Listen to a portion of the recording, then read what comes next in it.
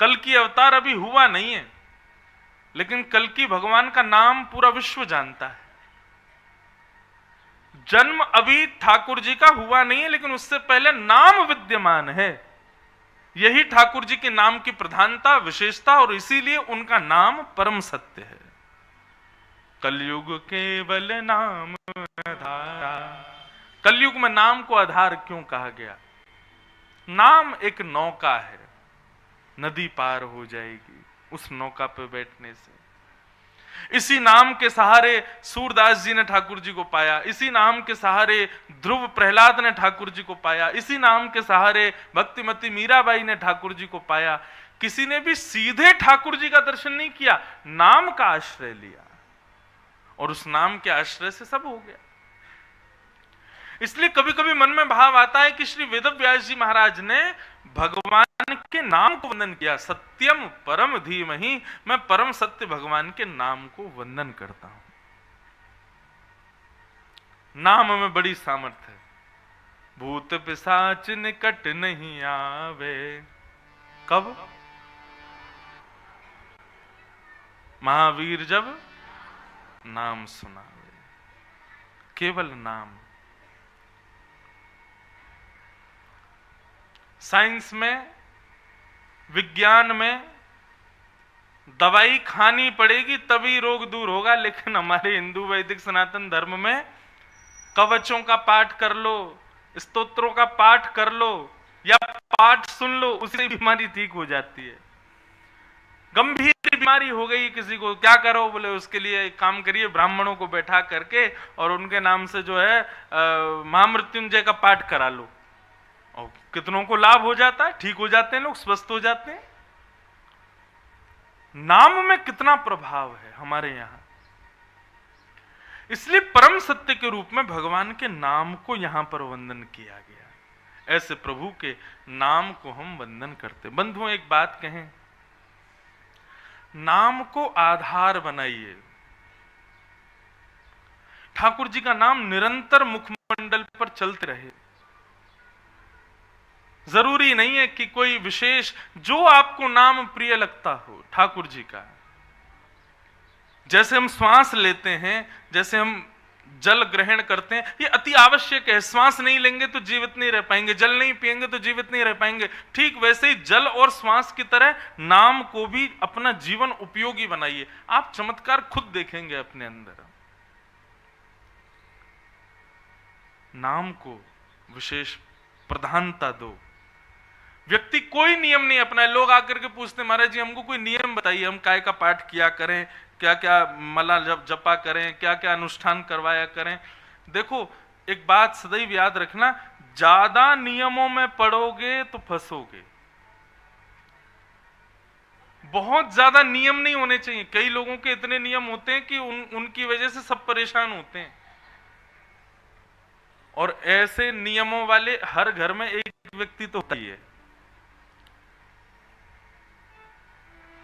हनुमान चालीसा का पाठ चल रहा है, हनुमान चालीसा के पाठ के बाद फिर दुर्गा सप्तशती का पाठ करेंगे, दुर्गा सप्तशती का पाठ, फिर गणेश जी के उनके स्तोत्रों का पाठ करेंगे, फिर उसको रखने के बाद फिर नारायण कवच का पाठ करेंगे, उसको करें, रामायण जी की चौपाई पढ़ेंगे, फिर उसे सुंदर कांड का पाठ करेंगे, और पाठ करते भी जाएंगे। बीच में ब्रेक मिलता है, चाय पी आते हैं, उसी बीच में ब्रेक मिल के पपीता खाए आते हैं, उसी बीच में ब्रेक मिलता है, दूध पी आते हैं, और नियम उनके चले ही रहे। नहीं अभी नहीं कर सकते, अभी नियम चल रहा, अभी सुंदर कांड रह गया हमारा। हाथी के पांव में सबका पांव, और वो हाथी का पांव है भगवान का नाम। गंगा किनारे भी बैठते हैं ना, तो अपनी माला को एक बार गंगा जी में स्नान करा के और तुरंत लेकर के हरिस्मरण करो, हरिस्मृति करो। हरिस्मरण सर्व विपद विमोक्षणम, सब विपत्तियों से विमोक्ष कर देता है हरि का स्मरण।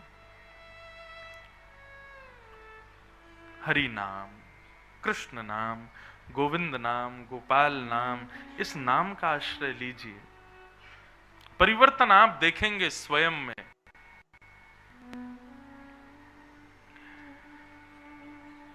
तो यहां पर सत्यम परम धीमहि के भाव से भगवान के नाम को वंदन किया,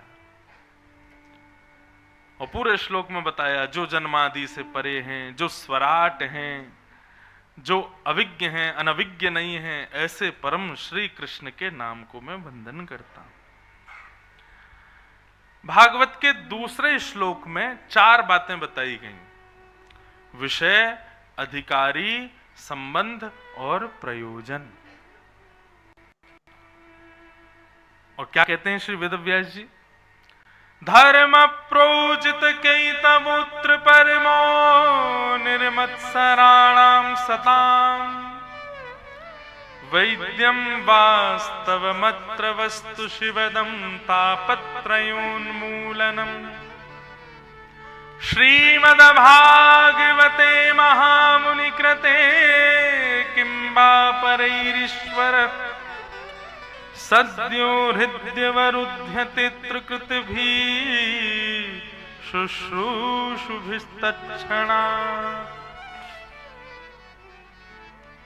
सबसे पहले भागवत का विषय बहुत ध्यान से सुनिए। यहां पर इतने लोग बैठे हैं, आप लोगों को जब पता चला कि ऋषिकेश में कथा होने वाली है, आप सब लोग आए, अपने अपने घरों से आए हैं। किस कामना से आए हो? आपके मन का भाव क्या है? कथा सुनने के पीछे आपकी परिकल्पना क्या है? आपका विचार क्या है? आपका जो कोई भी विचार हो, लेकिन श्रीमद् भागवत आज्ञा करती हैं कि भागवत श्रवण के श्रोता का एक ही भाव होना चाहिए कथा सुनने के पीछे। ये कथा सुनने से मेरे पितृ मुक्त हो जाएं, ये कथा सुनने से मेरा व्यापार ठीक हो जाए, ये कथा सुनने से मेरे रोग दूर हो जाएं, ये कथा सुनने से मेरे घर में जो भी कलेश चल रहे हैं वो ठीक हो जाएं। इन सब कामनाओं से कथा कभी मत सुनिएगा। हम आपको हाथ जोड़ के निवेदन करते हुए कहते हैं भागवत जी का पाठ करवाइए, ब्राह्मण देवताओं को बढ़िया दक्षिणा दीजिए, लेकिन संकल्प जब होता है तो उस समय पर आप आदि संसार की बातों को मत कीजिए। ब्राह्मण देवता तो पूछेंगे, उनका धर्म है कि आप क्यों करवा रहे हैं पाठ। आप स्पष्ट कह दोगे कि हम इसलिए, हम व्यापार वृद्धि के लिए करवा रहे हैं। उसी समय श्रीमद् भागवत का पूर्ण फल नष्ट हो जाता है। श्रीमद् भागवत की कथा किसी भी कामना से नहीं होनी चाहिए, निष्काम होनी चाहिए। यदि कभी ब्राह्मण देवता कहें कि आप किस लिए भागवत का पाठ करा रहे हैं, किस लिए अनुष्ठान करा रहे हैं, किस लिए गंगा स्नान कर रहे हैं, किस लिए कर रहे हैं सब, उस समय हाथ में जल लेकर के केवल एक भाव कीजिए कि श्री कृष्ण चरण कमलों में हमारी प्रीति हो। इसी भाव से हमको कथा सुनाइए, इसीलिए हमारा पाठ कीजिए। आप सही मानिएगा, इस भाव से आपने कोई अनुष्ठान आदि कुछ करवाया ना, आपके सारे भाव इसी में पूर्ण हो जाएंगे। कृष्ण मिल गए, अब और किसी वस्तु की क्या इच्छा। अपने पितरों की मुक्ति की कामना के लिए भागवत की कथा करवा रहे हैं या भागवत का पाठ करवा रहे हैं। सही मायने में जिस दिन आपने ब्राह्मण देवता को फोन करके कहा कि हमारे पितरों की मुक्ति के लिए पाठ करना है, उसी समय आपके पितृ मुक्त हो गए। पाठ के बाद मुक्त होंगे ऐसा नहीं है। जिस दिन आपके हृदय में कामना उत्पन्न हुई ना कि हमें अपने पितरों की मुक्ति के लिए या किसी भावना के लिए हमको कथा करानी है, उसी समय पितृ मुक्त हो जाते हैं। भागवत कोई ऐसा ग्रंथ थोड़ी है कि कथा पूरी होगी उसी के बाद लाभ होगा। श्रीमद् भागवत तो ऐसे सुनने की इच्छा मात्र हृदय में आ जाए कि मुझे कथा सुननी है, वो इच्छा मात्र ही आपके कितने कामों को बना देगी। भागवत का विषय अन्य संसारिक नहीं होना चाहिए। भैरवी भागवत की एक ही इच्छा, धर्म प्रोजित कैतवोत्र परमो। परम धर्म में हमारी प्रवृत्ति हो, इस कामना से हमको कथा सुननी चाहिए। अब परम धर्म किसे कहते हैं?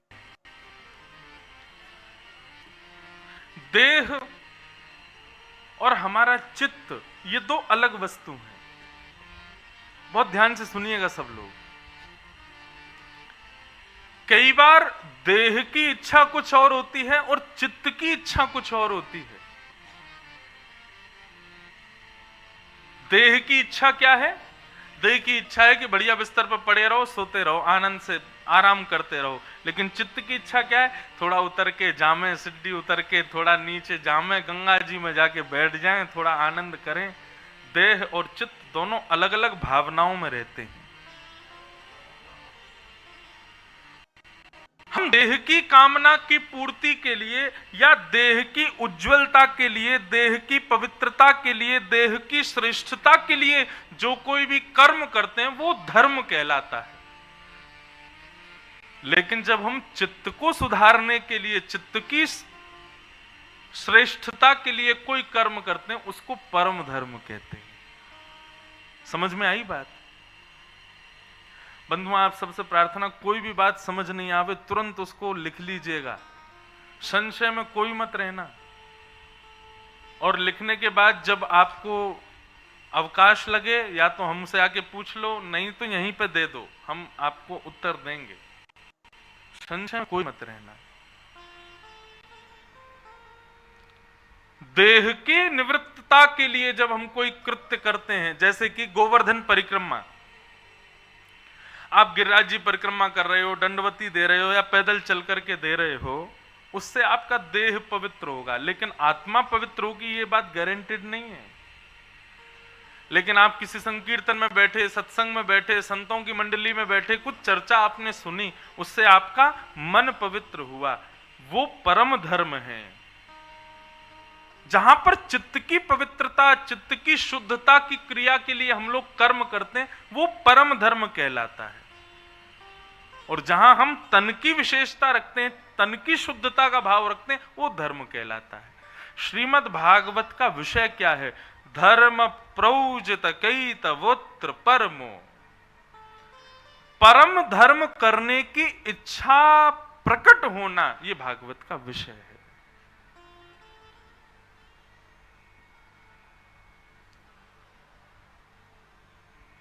आत्मा की निवृत्ति, चित्त की पवित्रता, इन विषयों को केंद्र में लेकर के जो हम कृत्य करते हैं वो परम धर्म कहलाता है।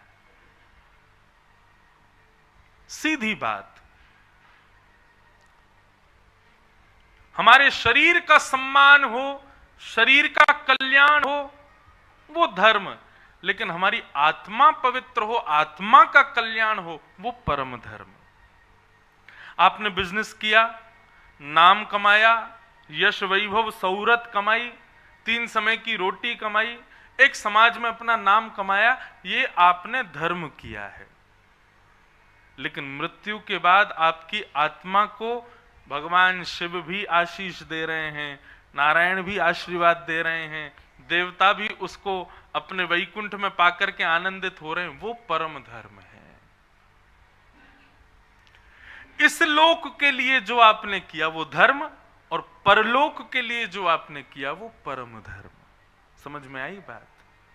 तो श्रीमद् भागवत का विषय क्या है? परम धर्म के प्रति इच्छा प्रकट होना, यही भागवत का विषय है। कथा श्रवण करने के बाद में, भागवत का आश्रय लेने के बाद में व्यक्ति परम धर्म की क्रियाएं करने लगता है, जिससे तन पवित्र होगा, तन उज्जवल होगा, तन श्रेष्ठ होगा, यह विशेष नहीं, लेकिन हां, आत्मा जरूर श्रेष्ठ हो जाएगी।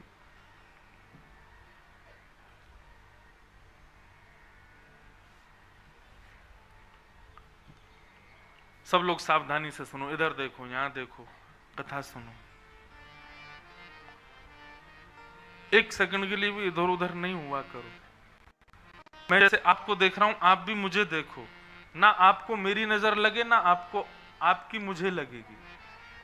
हाँ, आप इतनी दूर से मुझे ही देखने आए और मैं इतनी दूर से आपको ही देखने आया हूं, इसलिए एक दूसरे को ही देखो।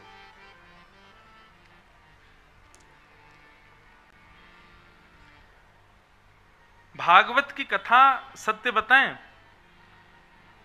व्यास मंच पर बैठने का अधिकार अध्ययन प्रदान करता है। आप गुरुजनों से जो पढ़ते हैं वो आपको अधिकार देता है यहां बैठने का, लेकिन कथा कहीं अध्ययन से नहीं जाती, अध्ययन के भावों को मस्तिष्क में रख करके और श्रोताओं का मुखमंडल देख करके कथा निकलती है। ये क्या सुनना चाह रहे हैं, यहाँ कैसा माहौल बना हुआ है। यही कथा आप कहीं और वैष्णव जहां रसिक जन बैठे हो वहां सुनोगे तो वहां आपको अलग तरीके की कथा सुनने में मिलेगी, वहां पर रस चर्चा ही सुनाई देगी। तो इसलिए जैसी कथा सुननी है वैसे एक्सप्रेशन बना लेना, कथा वैसी ही होगी। बहुत ध्यान से सुनिए। भागवत का विषय क्या है? परम धर्म के प्रति अग्रसित होना।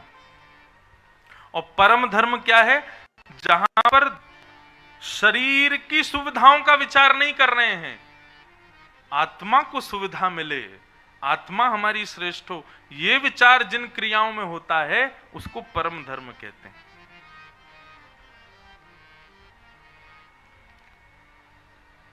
अब आप कथा में बैठे हो, कई लोग नीचे बैठे हैं, कई ऊपर बैठे हैं, जैसे भी बैठे हैं सब लोग बैठे हो, ये आप अपने तन के लिए नहीं बैठे, यहां पर आपके शरीर को कुछ भी नहीं हो रहा है। आप लोग यहां बैठे केवल और केवल अपनी आत्म संतुष्टि के लिए हो। ये परम धर्म है।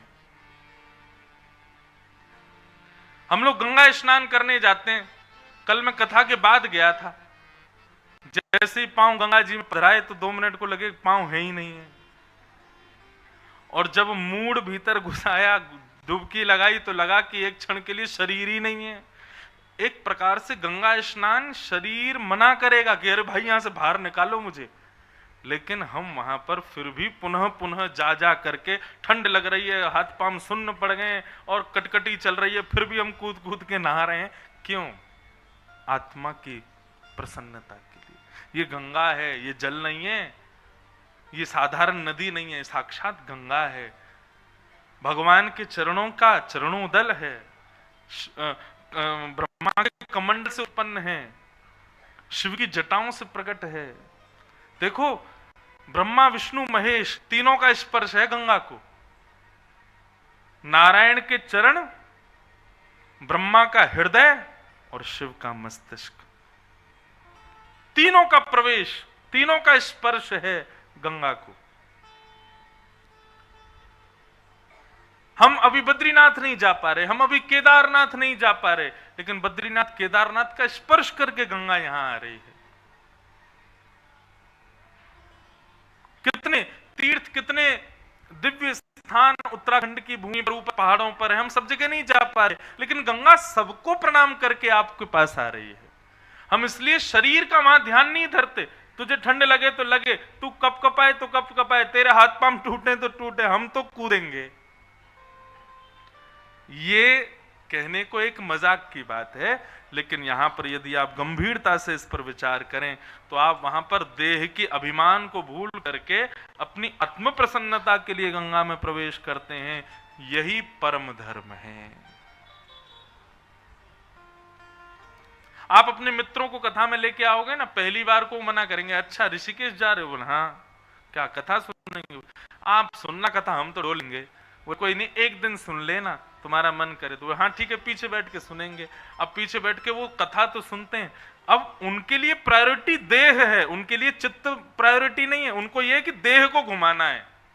लेकिन जब वो कथा में बैठते हैं और थोड़ी बहुत देर कथा सुनते हैं तो उनके चित्त को प्रसन्नता होने लगती है। तब उनको लगता है देह का सुख सूक्ष्म है, चित्त को जब सुख मिलता है वो ब्रह्मानंद के समान होता है। वो आगे आगे बैठ के कथा सुनने लगते हैं। फिर ये परम धर्म।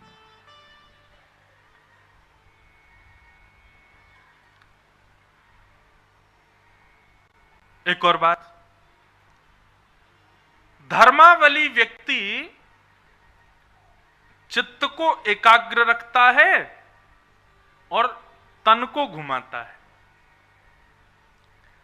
लेकिन साधक व्यक्ति तन को एकाग्र एक जगह स्थापित करके चित्त को भगवत साधना में भ्रमण कराता है।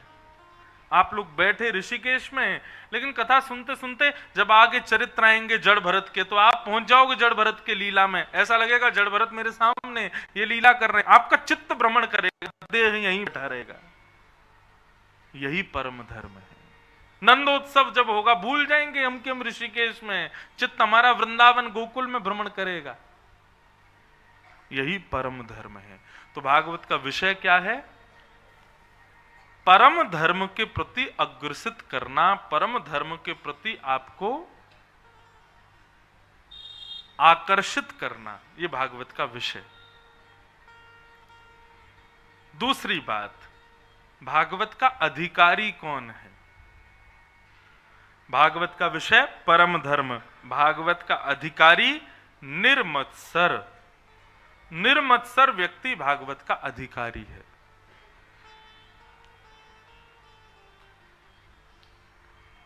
आप सब लोग यहां बैठे हैं, लेकिन वास्तव में मैंने एक बात आज कथा के प्रारंभ में कही, आप कथा को स्वीकार करो, ये साधारण बात है। कथा आपको स्वीकार करे, ये विशेष बात है। कथा को सब सुन सकते हैं, लेकिन कथा किसको स्वीकार करती है? जिसके हृदय में निर्मत्सरता हो। और निर्मत्सरता किसे कहते हैं? एक दोष होता है मानव का, और वो दोष होता है मात्सर्य दोष। मात्सर्य दोष कैसा होता है? इसमें व्यक्ति अपने दुख से कम दुखी होता है, दूसरे के सुख से ज्यादा दुखी रहता है।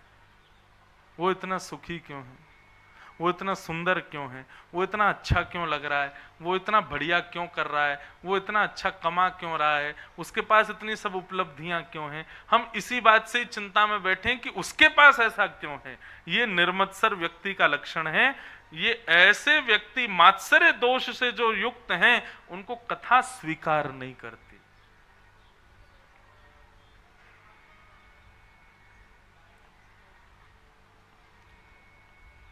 कथा में आते हजारों लोग हैं, बदल के एक ही जाता है, बदल के 2 ही लोग जाते हैं, बदल के 3-4 लोग ही जा पाते हैं 7 दिन में। क्यों? क्योंकि उन 4 लोगों को कथा ने स्वीकार किया। और वो स्वीकार के पात्र कब बने? जब उन्होंने हृदय से मात्सर्य दोष निकाला। और एक बात कहें, प्रश्न हो सकता है, महाराज जी ठीक है, मात्सर्य दोष हमारे अंदर कैसे जाए? हमारे भीतर मात्सर्य है, हम कैसे उस चीज को? 2 चीज आपको करनी पड़ेंगी। पहला तो संग सुधारो, अपना वातावरण सुधारो। और दूसरी बात, थोड़ा प्रयास करो किस चीज का? कि सब में गुण देखो।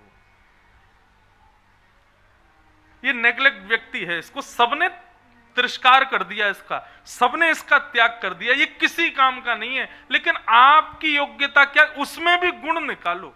क्योंकि संसार में ब्रह्मा किसी को भी अगुण नहीं भेजते, सबके अंदर एक गुण तो होता है।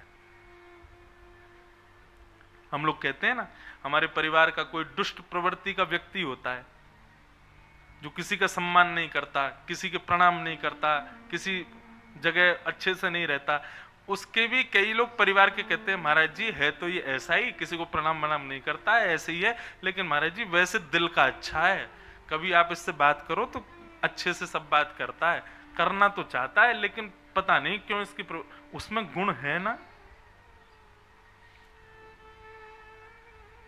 आपका जन्म यदि पृथ्वी पर हुआ है तो ऐसा हो ही नहीं सकता कि आप में कोई गुण ना हो।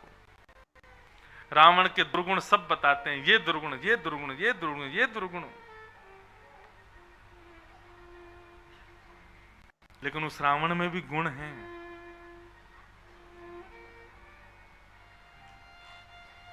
किशोरी जी का स्पर्श नहीं किया जब तक उनकी इच्छा नहीं हुई। रावण ने स्पष्ट कहा था, आपका स्पर्श मैं तब करूंगा जब आप मुझे स्वीकार करोगी, तब तक आपको छूंगा नहीं मैं। था तो राक्षस, और राक्षस इतनी मर्यादा का कहां पालन करता है? राक्षस इतना विचार कहां करता है? जिसको पकड़ना है, जिसको मारना है, जिसके साथ जो करना, राक्षस के लिए तो सब छूट है। लेकिन रावण इतना भी विचार कर रहा है, ये उसका गुण था, और इसी गुण की वजह से उसकी मृत्यु जगत नियंता जगदाधार राम के हाथों हुई। उसकी मृत्यु योग्य थी। सब में गुण देखो, अयोग्य कोई नहीं है इस संसार में।